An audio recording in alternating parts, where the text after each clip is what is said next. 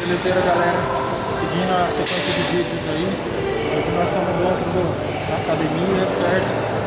E eu me prometi. Hoje eu vou estar passando um pouquinho de vocês do meu treino de costas.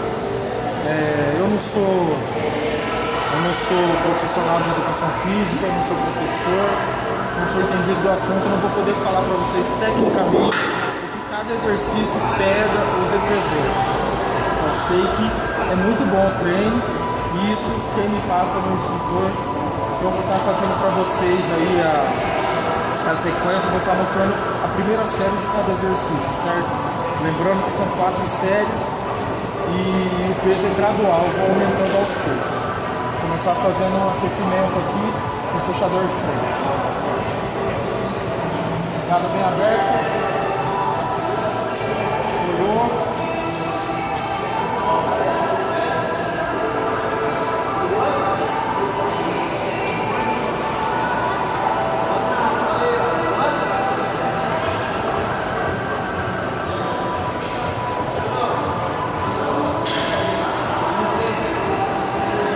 Falando aqui, você gravando.